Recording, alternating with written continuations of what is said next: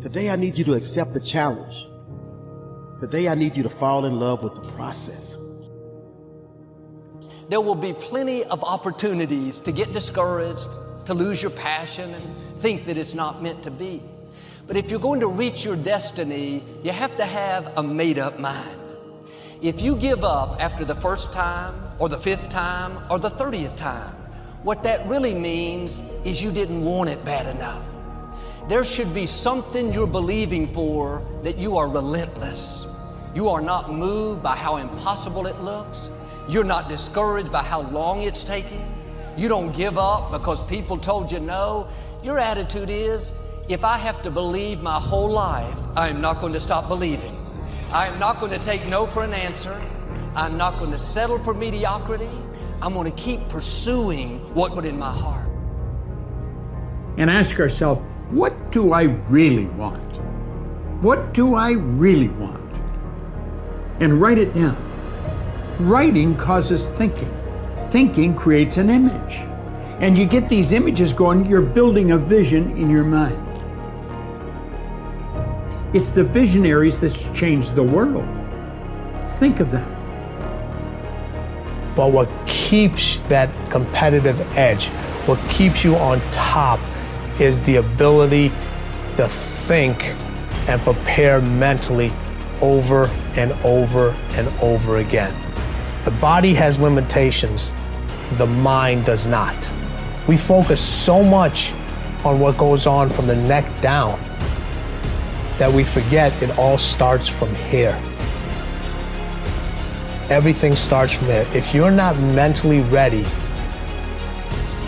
you're never really physically prepared. And that's where the preparation starts. What would your life be like as you look toward the future if you decided, I'm not going to allow my fears to stop me? And I'm saying to you, whatever you got to do it, because if you don't, life is going to whoop you until you surrender. So when you're young and you make mistakes, don't let them eat you up. Because everybody that done made it, done made them. You got to fail in order to win. Hey, look, man, to understand how to hit the game-winning shot, you got to miss the game-winning shot. You know, you got to be tough because the road to success is always under construction. It's never a clear path to success. The people who become successful are the people who have a relentless attitude.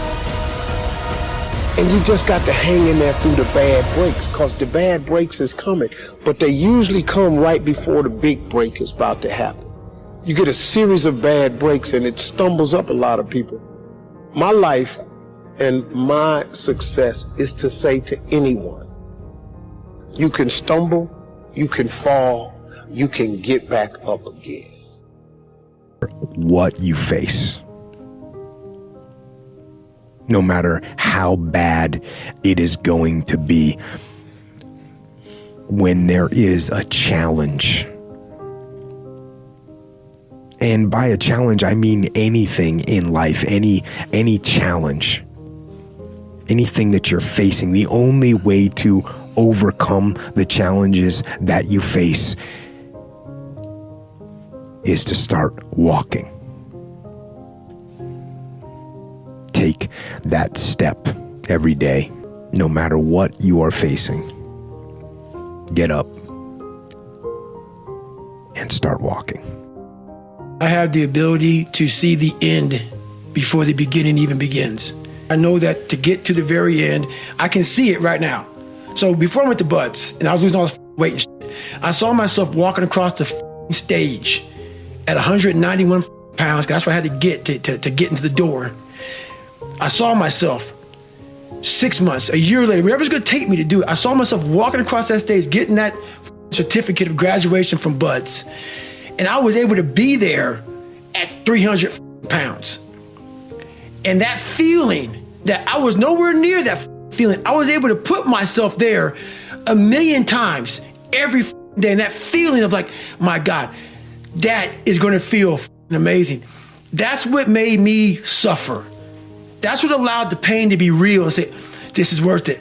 I want to feel for this next 18 months. It took me 18 months to finally become a Navy SEAL, to finally, just get through Buds. 18 months. It's 6 months. It took me 18. That's what woke me up every morning was I'm going to put myself through this much pain and suffering for a few seconds. That's all it is. A few seconds of joy. And it's so worth it, man. That's what people don't get. So I'm able to put myself at the finish line, even though I have no finish line, but at the finish line of an event before I even start the to say, how are you going to feel at the end of this? Visualizing is my biggest tool of life. That's why I've been able to put myself in cold water, put myself in a 100-mile race millions of times before I've done it. And I'm able to go through the race and see how I'm going to feel at mile 50, almost to the exact feeling. Right. So when it comes up, it's no surprise. It's no surprise. I've already done this a million times.